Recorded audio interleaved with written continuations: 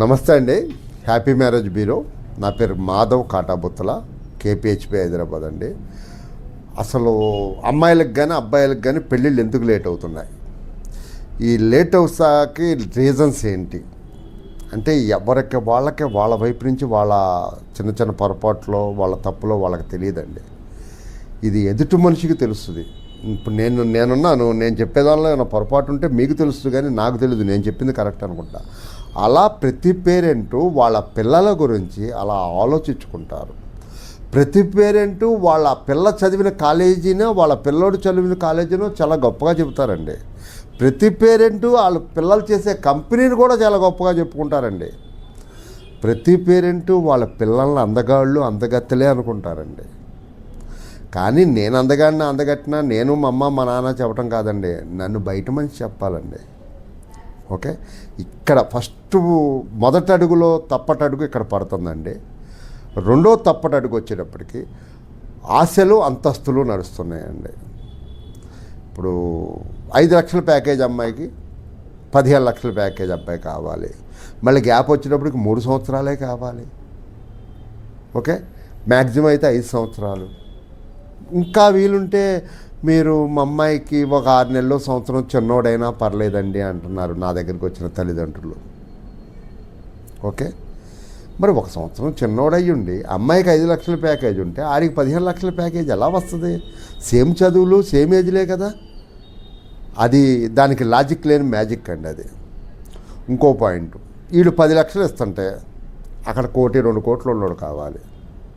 వీళ్ళు 1 కోటి రూపాయలు ఇస్తే అక్కడ 5 కోట్లు ఉన్నోడు కావాలి. అంటే ఇక్కడ నేను చెప్పేది వినండి, అబ్జర్వ్ చేయండి.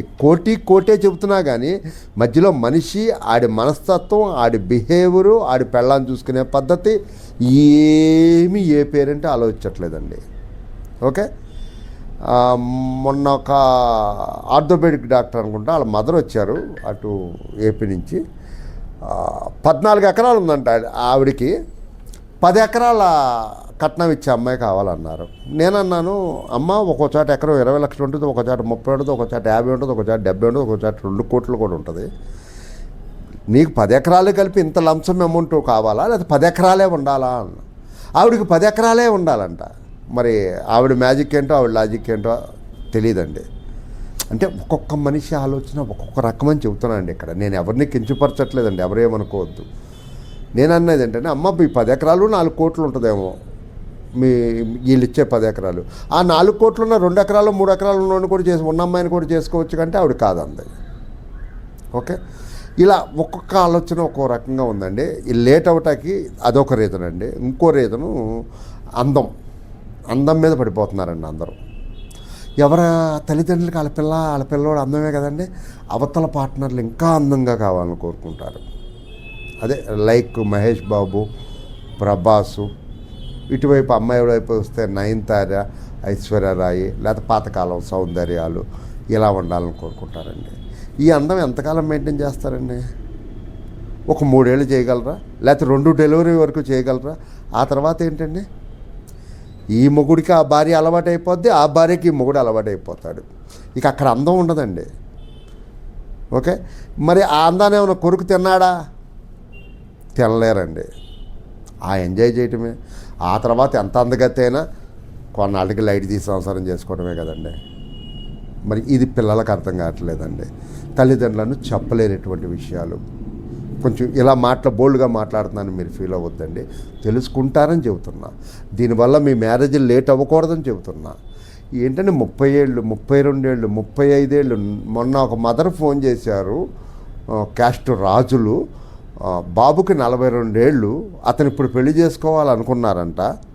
42 ఏళ్ళ అబ్బాయి అండి ఆయన, ఇప్పుడు పెళ్లి చేసుకోవాలనుకున్నారు.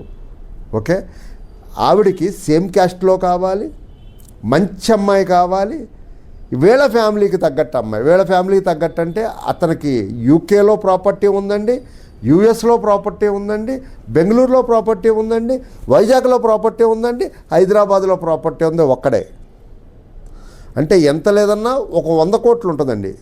యూకే లండన్లో ఉందండి, అమెరికాలో ఉంది, అది కూడా అబ్జర్వ్ చేసుకోండి. 100 కోట్ల ప్రాపర్టీ వీళ్ళ రేంజ్కి తగ్గట్టు అడిగింది ఆవిడికి. నేను ఒకటే చెప్పా, అమ్మ నేనైతే చేయలేను, 42 ఏళ్ళుగా అతనికి ఇంచుమించు 40 ఏళ్ళలో 39 ఏళ్ళ అమ్మాయి ఉండాలి. ఎంతమంది ఉన్నారు 39 ఏళ్ళ అమ్మాయిలు? 100లో ఎంతమంది ఉంటారో? ఒక 10 మంది ఉంటారు. మళ్ళీ 10 మందిలో సేమ్ క్యాస్ట్ కావాలి, దొరకదమ్మా.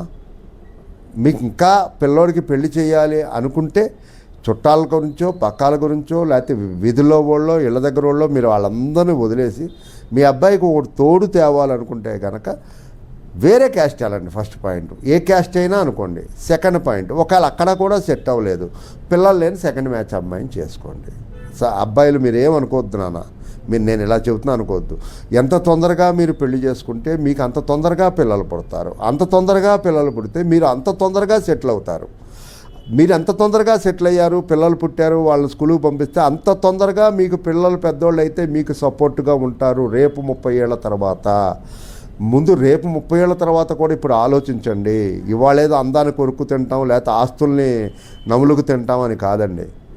దయచేసి మీరు లేట్ అవ్వకుండా చేసుకుంటారని నా ప్రయత్నం అండి. దీనిలో నేను తప్పు మాట్లాడితే క్షమించండి, అర్థం చేసుకుంటే హ్యాట్స్ ఆఫ్ అండి. నమస్తే అండి. Happy marriage bureau. నా పేరు మాధవ్, కాటాబొత్తల, KPHP, హైదరాబాద్.